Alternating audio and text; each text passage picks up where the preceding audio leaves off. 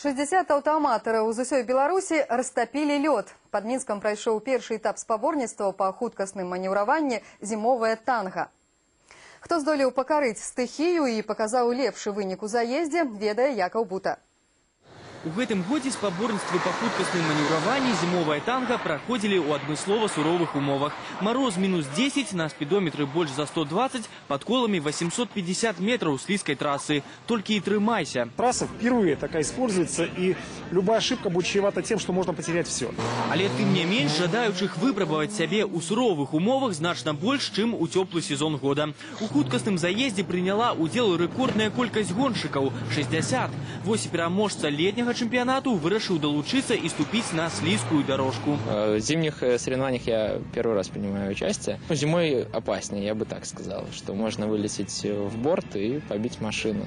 У зимовых спаборніцтвах не абавязкова мець магутны мотор. Нагрузка на шины зусім іншая. Многое залежыць толькі ад умення кіраваць аўтамабілем. Некаторыя гоншчыкі, каб пакарыць гэтую слизкую трассу, па чутках тыдзень яе абкатвалі. Вчера были, да, вчера ездили. Неделя, я думаю, что это, наверное, преувеличено, весьма преувеличено. Адреналин и жадание перамагчы заставляли гонщиков забыть про усялякую осторожность и мацнее тиснуть на газ. Ребята вылетали в сугробы, и там кто-то фарку выносил, было такое.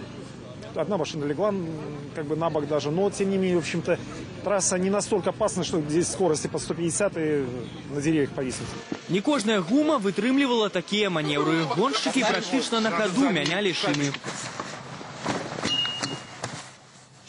Гледачы сачылі за спаборніцтвамі, затаіўшы дыханне. Родныя сябры удзельнікаў трымалі кулачкі. Самі гоншчыкі падбадзёрывалі адзін аднаго. Соперничество это на трассе, а за трассой все друзья.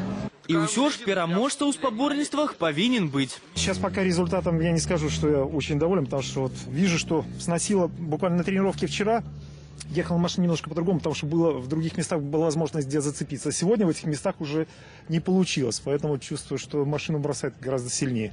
6 гадзін спаборніцтваў, 3 заезды по 2 круга. И призеры вызначены у кожным классе. Лепшы час показал Александр Мицкевич – 142 секунды. На другим и третьем местах у абсолютным залику разместились Владимир Горлач и Иван Давыденко. Меня поздравил в первую очередь тот, кого я объехал. До этого был Гаврош первый в классе, теперь я как бы. Вот он меня первый поздравил. Гэта зімовая танга беларускія аўтамабілісты станцавалі на славу. Але расслабляцца нельга. Трэба рыхтавацца да наступных спаборніцтваў, якія адбудуцца ўжо ў наступным месяцы. Якаў Бута, Дарына Михалевич і Вадим Елькін. Першы канал.